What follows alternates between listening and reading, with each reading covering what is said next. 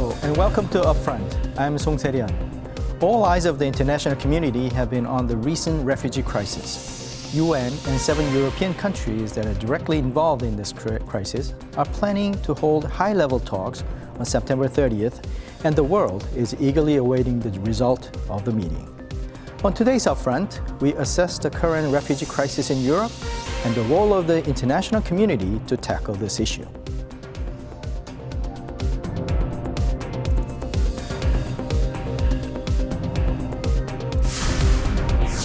On September 2nd, the body of a 3-year-old boy was found washed ashore in Turkey. This boy was identified as a Syrian refugee named Aylan Kurdi. This heartbreaking image was a wake-up call to the international community regarding the refugee crisis.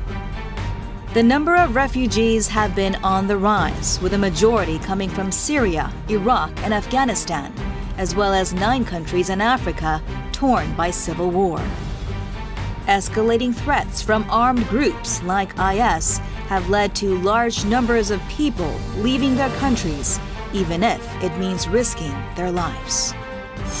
According to a UNHCR report, over 380,000 refugees have crossed the Mediterranean Sea as of September 2015.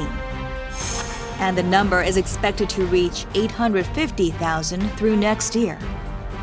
Refugees leave their countries to avoid the danger of wars and death. They have headed to Greece or Italy by crossing the sea, or to Turkey and Eastern Europe by crossing land. They have flooded into Europe, as it is geographically close and economically stable with good welfare systems. As an increasing number of countries have imposed border restrictions, refugees have found new escape routes. Their final destination is Germany and France. However, it is still difficult to be granted asylum by EU nations, even after they arrive in Europe. That's because countries in Eastern Europe, including Hungary, Poland, and Slovakia, have strongly opposed the refugee quotas proposed by Germany.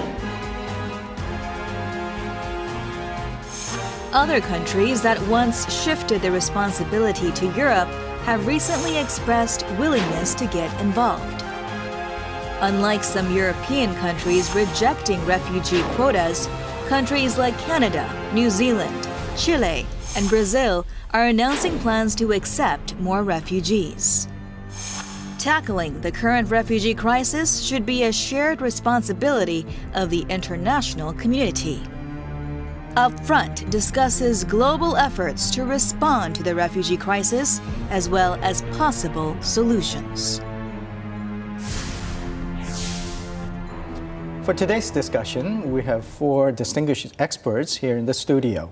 First, we're joined by Mr. Dirk Habecker, as a representative of UNHCR Korea.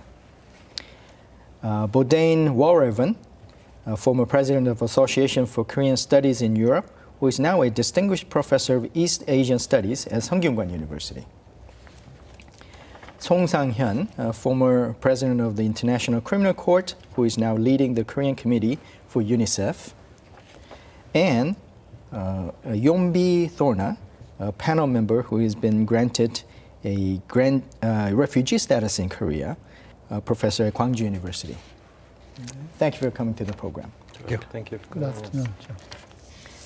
Now, this refugee crisis is such a big one at this point, not only for Europe, but for the entire world. I mean, I think many of you have seen this heartbreaking picture of Aylan Kurdi, the Syrian refugee, a 3-year-old refugee, washed ashore in Turkey. Now, probably we have to think about the emotional side aside. What is the core of the problem? Why is this a divided issue in Europe especially? Because of this status as a refugee, or economic issues, or the political issues? Or what is the landscape at this point in your mind, Mr. Habecker? I very much agree with you that we have to look at this beyond the emotional side of things. there is the issue of the conflict itself, which causes people to leave their countries, and it is conflict in the case of Syria, but there are other reasons, human rights violations or underdevelopment and poverty, which also cause people to leave their countries. It is one thing to have the emotions pushed up by this tragic, horrific picture that many people saw. It's another thing to analyze and to look at solutions at the root cause, and also for solutions, temporary solutions in the countries that are faced with the pressure of flowing refugees. I see. President Song, you have been concerned about the human rights issue as part of the International Criminal Court as well. How do you see this issue? Obviously, there's a humanitarian side of it, but there's a practical side of whether they can all observe this. Well, with this legal framework you just referred to, regardless of the definition of refugee or migrant, the acts of individual care that so many Europeans have shown underline the enormous compassion and generosity being shown to so many children who are suffering through this crisis. It is important to remember that because of the terrible experience most of these children have encountered on their journeys, they will need kind of a specialized care and support. UNICEF, for which I'm working, looks to governments now hosting these children to put in place the best services that can provide appropriate shelter, learning, play, healthcare, counseling for refugee and migrant children, that keeps families together, as well as family tracing and reunification systems for children who are unaccompanied or have been separated from families during their journey. We do encourage individuals who can to donate to the work of agencies working for children on the ground in countries of origin, transit, and destination. So the best possible care and support can be provided to those children. I see. In this tragedy, there's a question of, aside from the economic migrants or not, there's a family issues and there's a children issue that we all have to be concerned about. Professor Tona, you were a refugee yourself, so probably you might have some special viewpoint looking at what is happening in Europe. Yes. When European countries, governments are automatically defining those people as economic migrants, we don't understand from which basis they are defining them. Because when you see the definition of refugees, there is a process for someone to be defined as a refugee or economic migrant. So I don't think any government from those countries has accessed any single case to know that, okay, this guy came from Syria to our country, our continent, he's an economic migrant. So there is a process. Let those people go through the Geneva Convention and protocol process, and then determine, are they migrant workers, are they economic migrant, or are they refugees? It's very sad when you see, you move, you take the risk to die for your protection, and the people deny what themselves has decided as an instrument to help someone who is in limbo. Is, frankly speaking, stressful. Those people, they are not running from Syria because they want to run. Syria is not a new country. Syria is a very old country. Why this move right now? There is a problem. When you see someone jump from a high building, there is a problem in that building. So we don't need to automatically define them as economic migrants. Right. Let them go through the Right. process. I think the process is in place. It's just that it's overwhelming number of people coming in to get that process going, right? I think that the news media have called them migrant, but it seems like that's not really a conclusive statement of their status at this point. They're asylum seekers, most of them. Also, I think it's useful in some ways to distinguish between refugees and migrants, but people should also change their attitude towards migrants in Europe, because actually Europe can use lots of migrants, so that would make the process of accepting people maybe much easier. Right. There are actually people among the migrants or refugees who are now trying to get in, who almost immediately could get jobs and contribute to the economy, for instance. And Europe needs these people. Right. I think Germany actually is decreasing in population at the moment. Because of aging, they need people.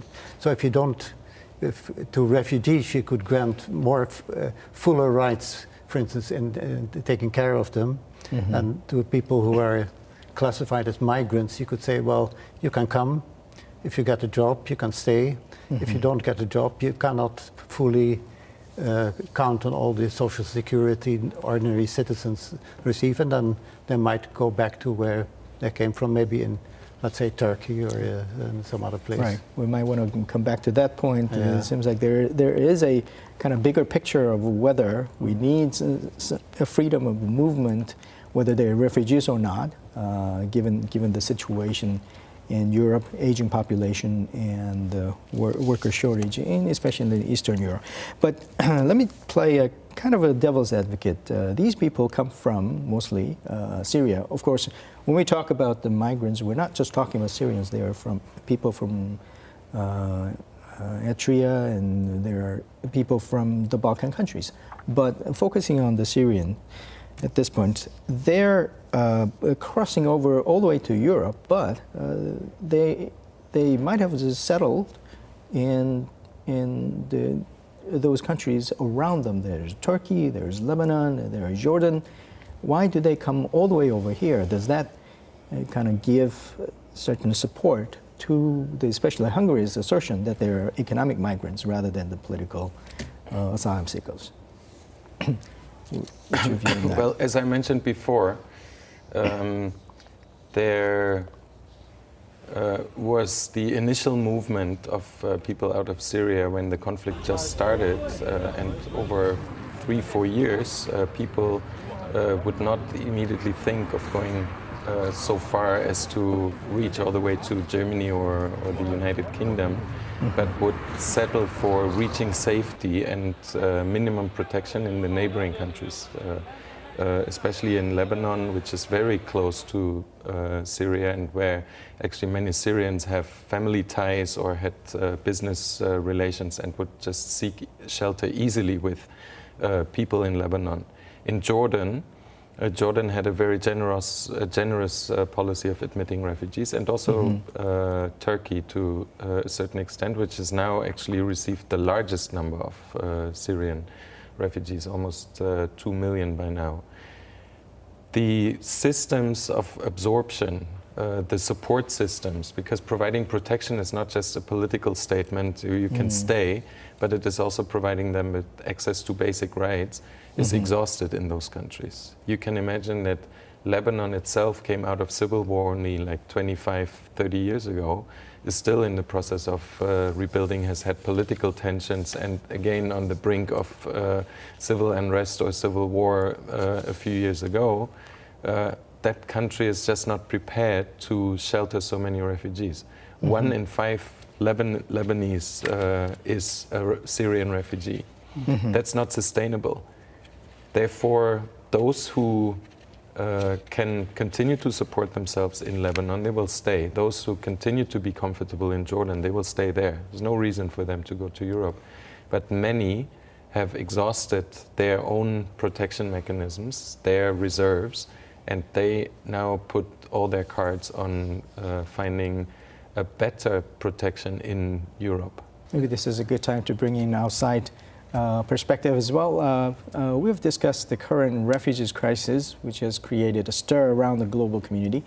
And we've met an expert on refugee issues to hear more about the current situation. It is Professor Christian Kaunert at University of Dundee. Let's take a look. Well, look, the situation is very difficult and very complicated. Quite a significant number of refugees have already arrived. In Germany alone, just today I read the news, the discussion is that Germany has received already more than 1 million this year alone. And in Europe as a whole, there have been quite significant numbers as well. The expectation is before Christmas, we're probably going to see yet another increase in numbers. Because if you look at pure figures in terms of the conflict in Syria, already about 5 million people have left Syria. Only about 1 million of those are already in Europe. So by definition, by calculation, you can expect possibly another million or even more refugees to arrive in Europe. When you're dealing with a big conflict, such as the one in Syria or maybe Libya and so on, the numbers are such that countries by themselves don't have the capacity to take that. Even though they have the legal obligation, they don't have the capacity to take them on. So in that sense, what is very, very vital and important is international cooperation on these issues. I mean, at the moment, we're seeing how, in a sense, in Europe, some of this doesn't work so well, but internationally it works even less well. If we look at the tiny numbers that the United States, one of the biggest countries in the world, the tiny numbers that they've accepted in terms of Syrian refugees is minuscule. Australia, other very rich countries have taken very, very few refugees so far, and I think this is where the whole international community needs to come together and not just leave the obligation to take refugees with 1 or 2 countries that do not have the capacity to take them all. Yeah, I think my outlook in a short term is relatively grim, because countries have not really planned for the kind of capacity that is needed in order to take the numbers that they would need to take. So no European country is very well prepared for the numbers that we're dealing with at the moment. Around the international community, most countries are not very well prepared, and they don't have much in terms of experience, in terms of cooperation on refugee issues. The cooperation so far has been quite minuscule amongst countries. So in the short term, there's going to be a lot of shifting the burden to your neighbor and kind of hoping that it will go away like that.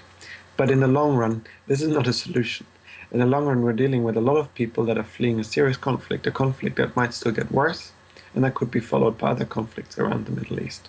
So in the long run, this is not a solution. In the long run, what we need to achieve is a framework where European countries come together, but not just European countries, but also other advanced nations, such as the United States, such as Australia, other countries that have the resources and capacity to take in refugees, and come together and cooperate more. Okay, let's talk about some other aspects of the Syrian refugees. Syrian refugee situation is nothing new. It has been going on for a long time, as you mentioned, but recent years, especially this year, the number of refugees kind of quadrupled, and this is causing a tremendous strain on the system of Europe, and actually this is a challenge to the very concept of European Union itself. Do you think that there is a kind of solution out of this other than the European Union members talking about just quota system and dividing this the overflowing refugees numbers? It certainly is a challenge that's undeniable, but it's not a challenge that cannot be overcome. We have to remember that in history, when you look at the different countries, there are have been many times that some countries would accept a large number of people and integrate them in some ways. For instance, the example has been given of Israel, which accepted 2 million people altogether who came from very diverse countries, and had a special program to integrate these people as quickly as possible into their own society. Because, of course, there are some differences, but still, these are people with completely different backgrounds often, and still and manage with different languages also, and manage to accommodate these people. So it is possible. In my own country, Holland, also after Indonesia became independent, 300,000 Dutch people were repatriated from Indonesia. They say repatriated, but actually many of these people had never been in the Netherlands, and so their culture was in a way different. So it posed some difficulties. It was not always easy, but the problem was solved. So I think these examples are good to convince people that actually even if the hundreds of thousands of people come, it is something which can be overcome. And it has to be done because the tragedy is such that that we cannot close our eyes and say no, we're full, we can't cope. Especially the OECD countries, the rich countries, they have a special responsibility, including Korea. Including Korea, that brings up a very interesting question. Recently, Syrian refugees in Korea, there are some, have called for a help to the Korean government, calling the Korea to be more active in accepting refugees and providing more help. Do you have some views as to how Korea is coping with the refugee issues from your own experience as well? Yes, I think, as we said, as yourself, you say that this problem of refugees isn't the news. This problem started since a long time. And we have to access all refugees in the same basis. And we don't need to discriminate because there is an issue in Syria. We have to focus more activities on the Syrian refugees. We have other refugees coming, escaping the persecution, as Syrian refugees are escaping the persecution. And when it comes about Korea, I think Korea should open doors to receive refugees. Korea now is trying to join, already I can say, join the international community. And also, it must join the international community in resolving some crises like refugee crises. So we need Korean people to understand that this refugee issue is not limited of Syrian people or other country people. It can happen to everybody at any time. So we must be very careful by responding to this kind of crisis. So if we have a kind of selfishness mindset, this is very dangerous for the future. I see. Right. From your point of view, what are some things the Korean government and Korean people have to do to be more accommodating?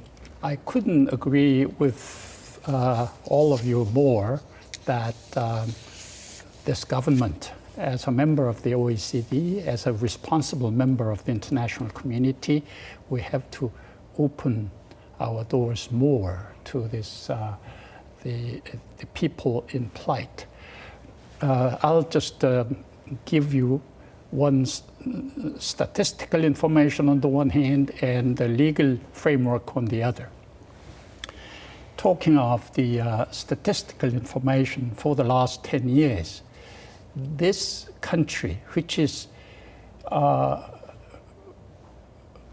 exceptionally homogeneous country in the whole world, which never encountered this kind of refugee problem in their 5,000-year history, had to receive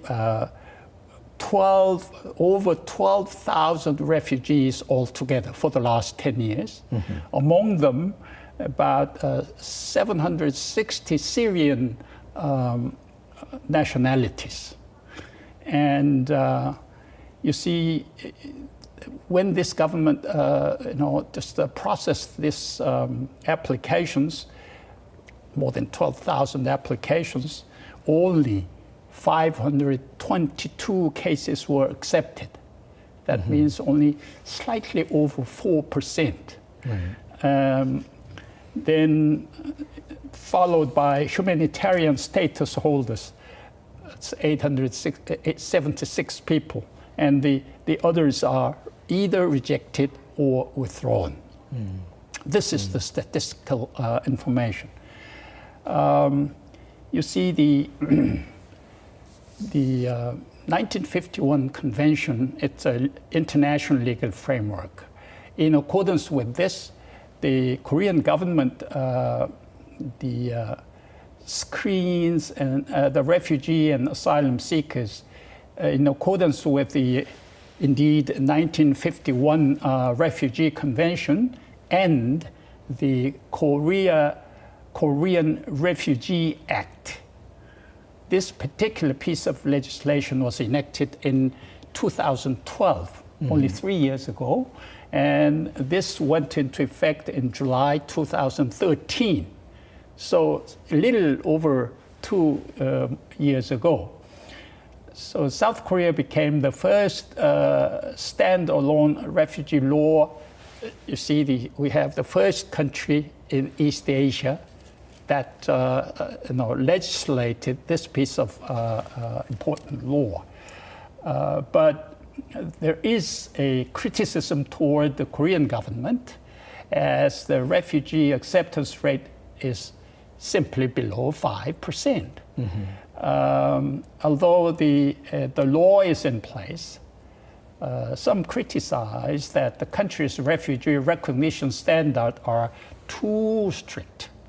I agree with this criticism. I see. This is not so proud picture. Probably of a little Korean bit closer to the policies there. source. I would agree to many things that you said, but argue that probably a general statement that Korea is very strict is not very helpful in itself, because if it is not supported by evidence on each case, if the overall impression comes from the statistics you're giving, which are absolutely correct. I have the same statistics in front of me. They are actually published by the Ministry of Justice, which is in charge of refugee status determination.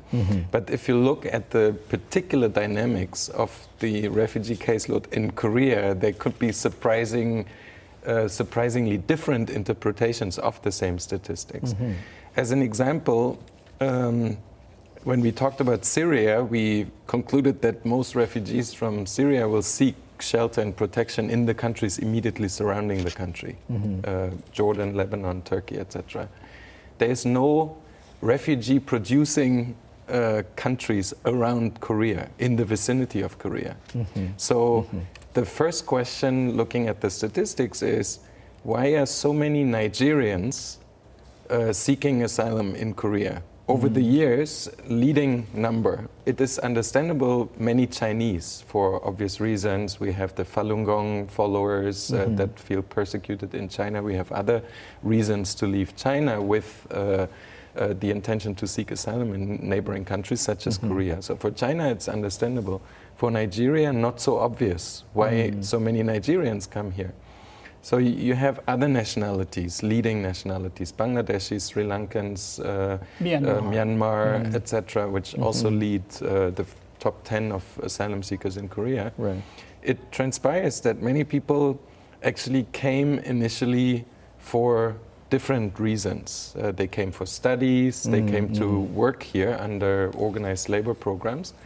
When, for any personal circumstances, they lose their existing visa status because they lose their job or for other reasons they finish their studies, they can either find themselves in a situation that they cannot return to their country following events that have taken place there. Or they just decide, I don't want to go back yet. So knowing that Korea has a general policy, they become, unfortunately, part of the abuse that is always problematic in every country that has signed the 1951 Convention. They know that the moment they say, I want to seek asylum, they're issued a stay permit. So analyzing the statistics, we know that the rejections on the grounds related to their claim are actually just over half. All the rest are withdrawn, cancelled applications for circumstances where the applicant who initially sought asylum because he wanted to stay, then finds another job. The employer gets him an employment visa. He withdraws his refugee application. It becomes clear that he used this for other reasons.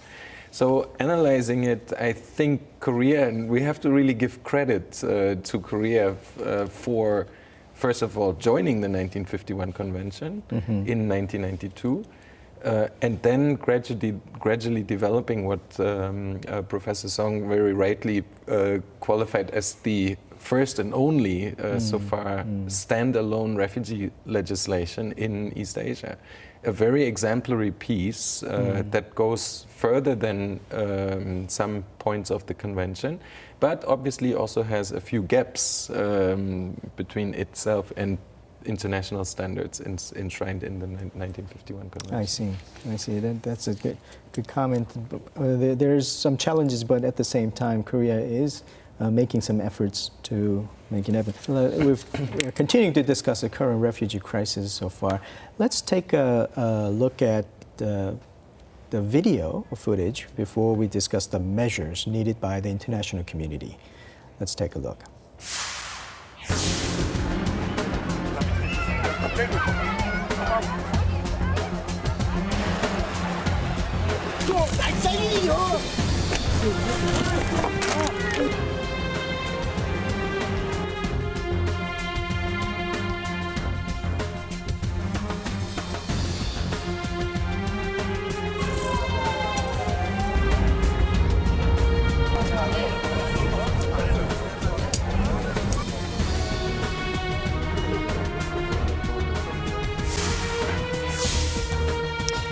There's also an issue about security. I mean, even if we accept all those the refugees from Syria, isn't there unconfirmed reports, maybe rumors that the terrorist attackers might be among the refugee members? And I think that the United States, although they announced that they will accept 100,000 more refugees in their soil, the internal politics has been very boiling to see whether that will cause or pose a lot of threats in their national security.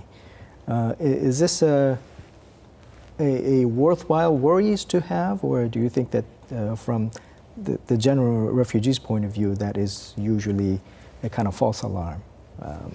What is your view? What's important is not to stir any mass hysteric reaction to this, to say, oh, these floods of refugees, and before we know it, we have an ISIS fifth column in our country or in our countries. I think that would be paranoia that is not justified.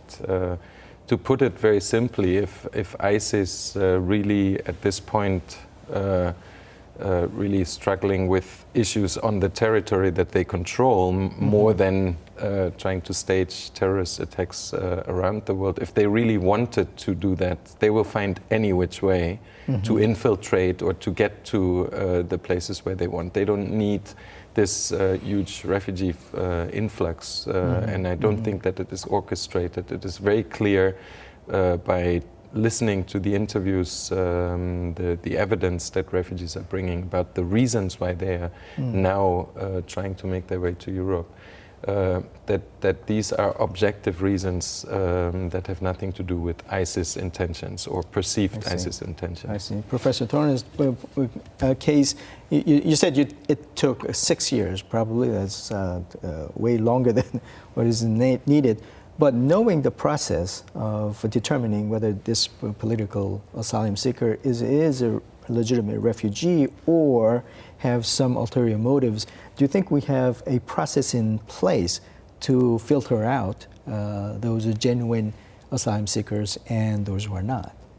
Yes, I think let me put a point on a security issue. I disagree this kind of media propaganda to socially construct refugees. When they link refugees with terrorism, you're sending a message to the population. Automatically, they think refugees are criminal.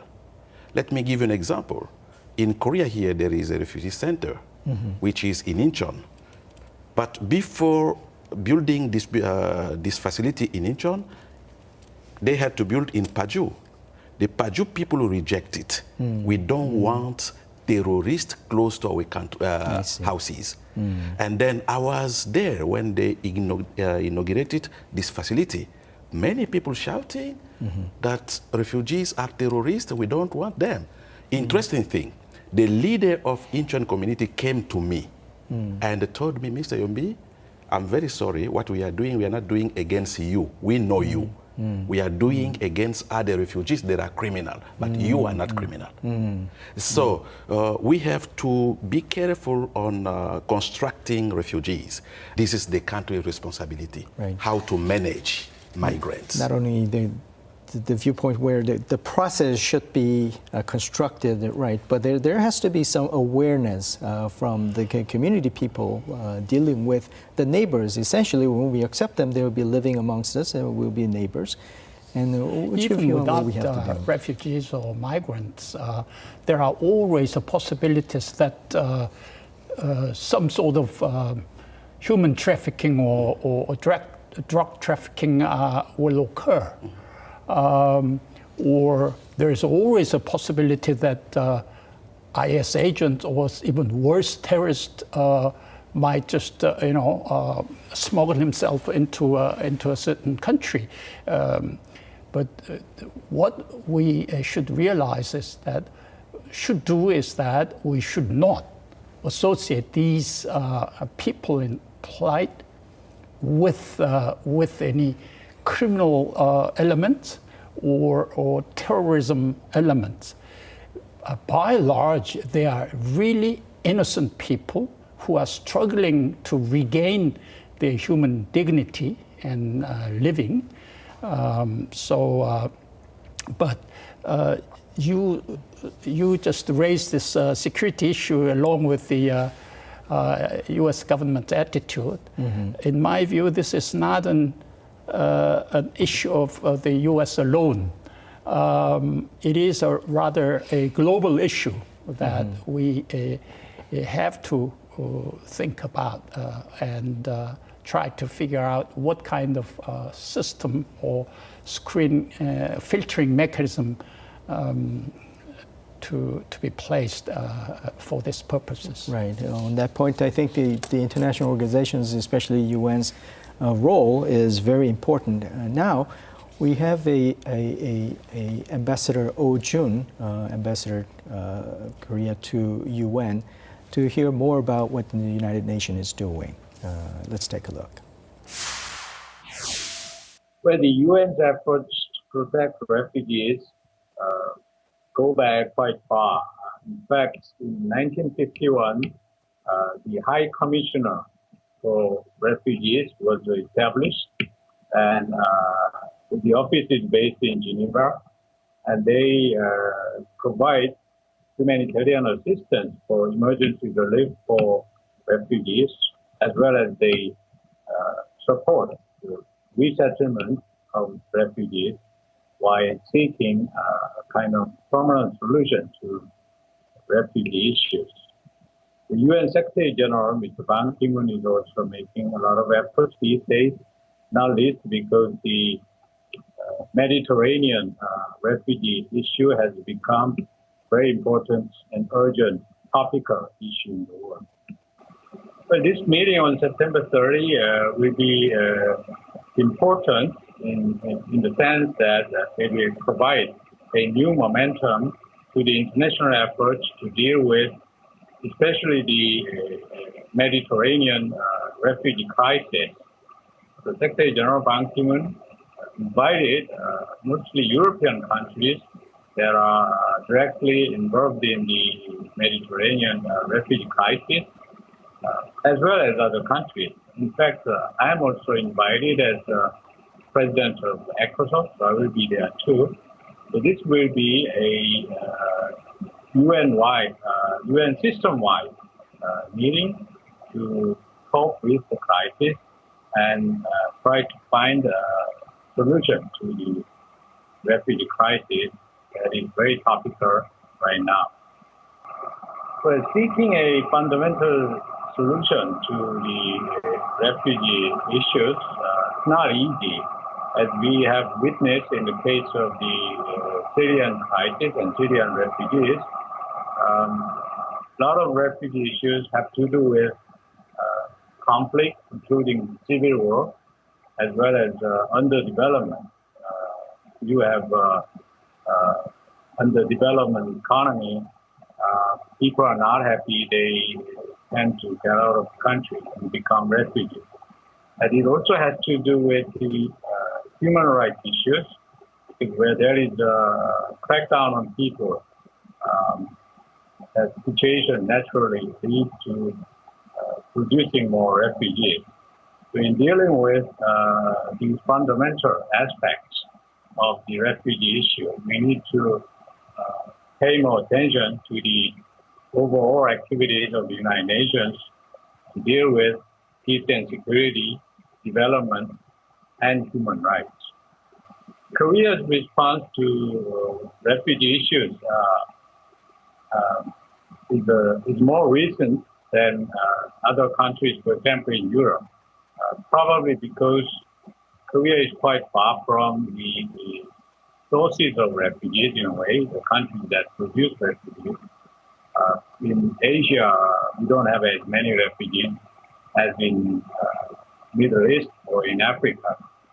But still, the refugee issue is becoming more and more important for Korea, and we enacted what is called refugee law 2 years ago, which was the first time for any Asian country.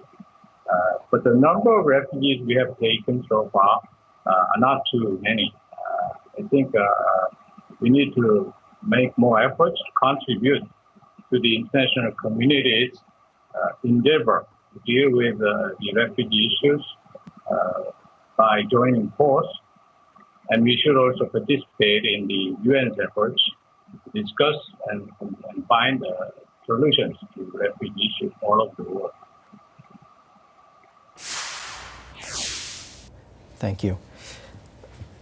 In terms of UN, the efforts for refugees, the UNHCR is the agency, UN Refugee Agency, UN High Commission on the Refugees. So I think that your activities would be the crucial element in organizing, coordinating the efforts around the world as well.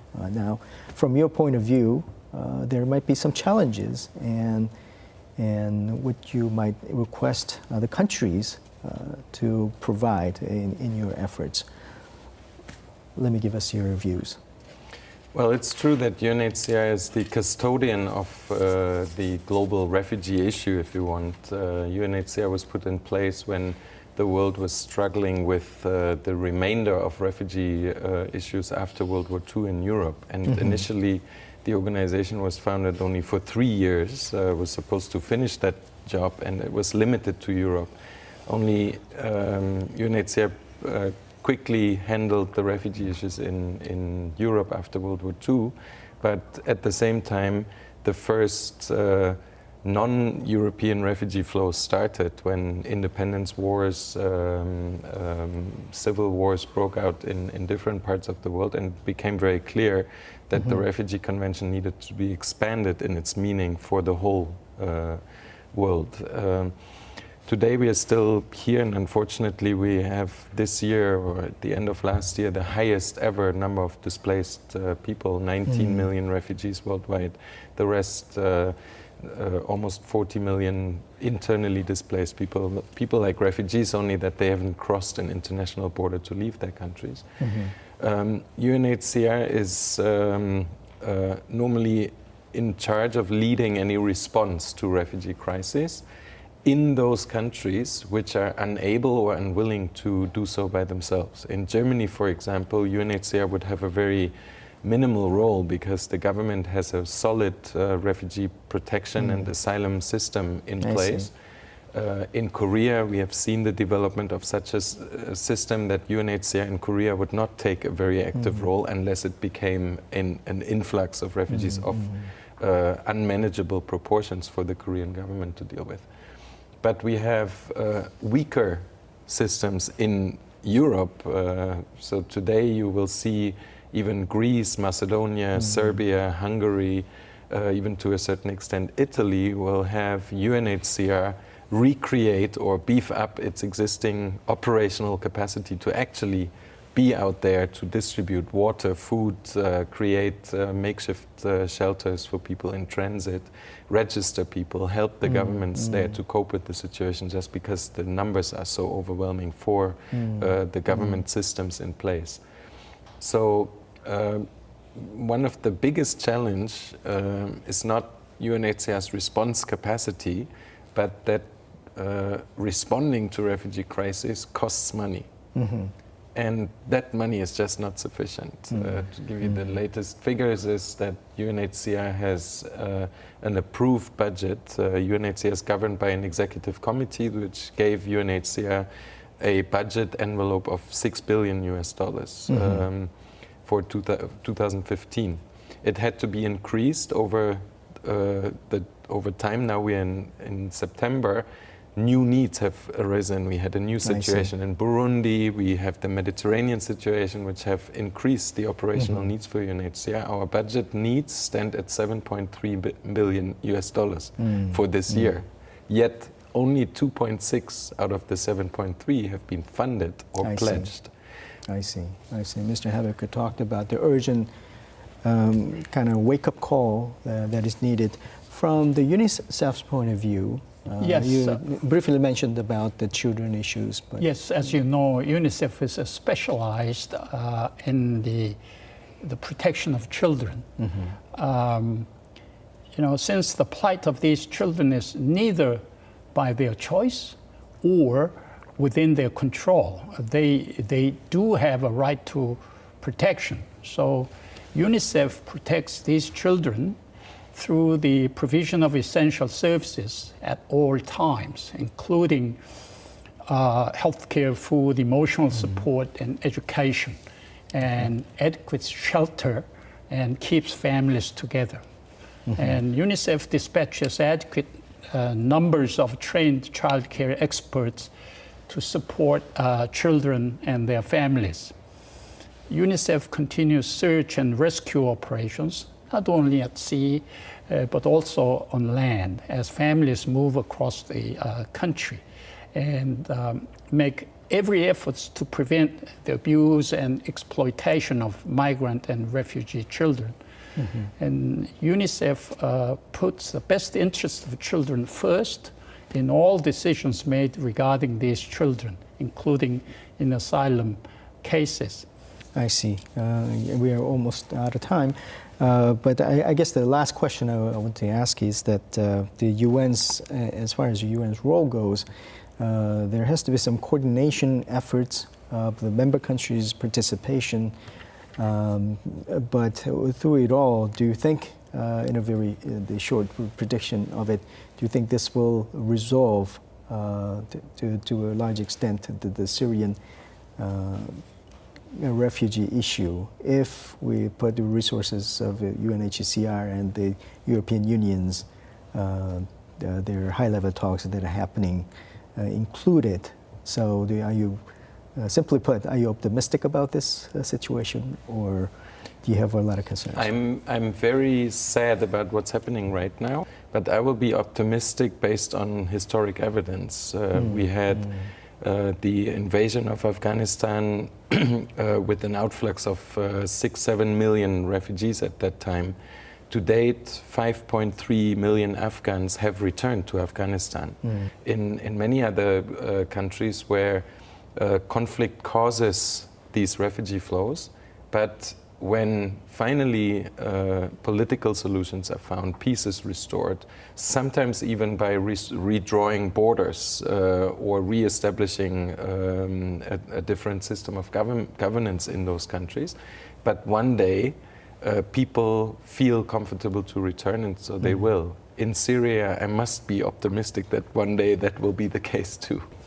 As the former president of the International Criminal Court, I want to say that justice, criminal justice, I mean, is the prerequisite for sustainable development and sustainable peace. Establishing justice should be prioritized in any case.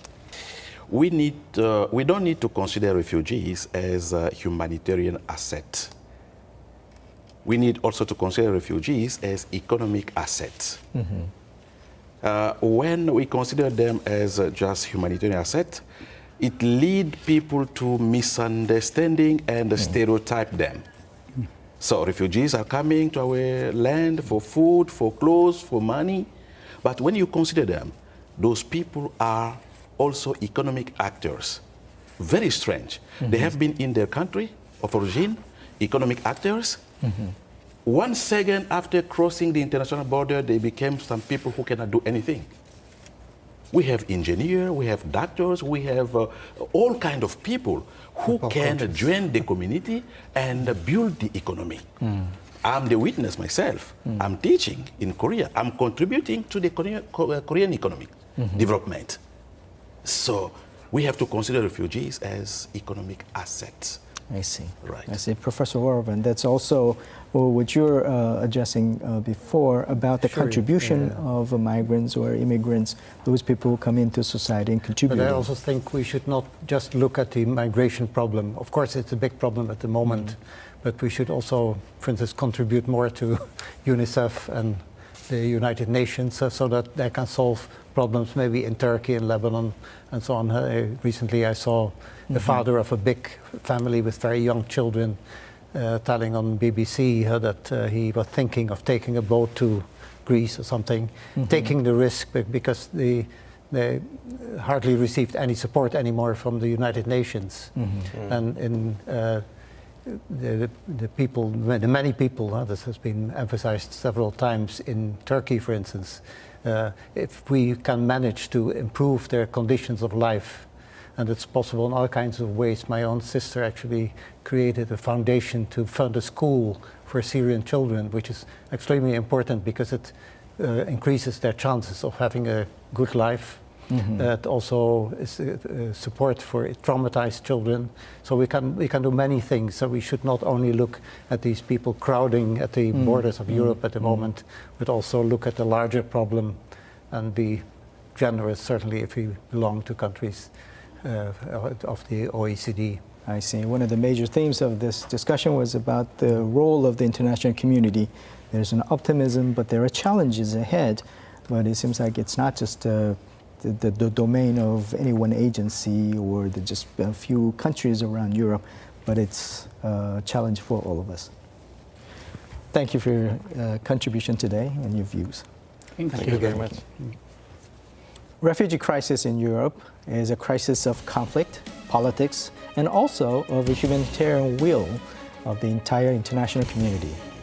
European countries are put to test at the moment, but the crisis is challenging all of us to ponder about our role for the sustainable peace. Thank you for watching. I'll see you next time.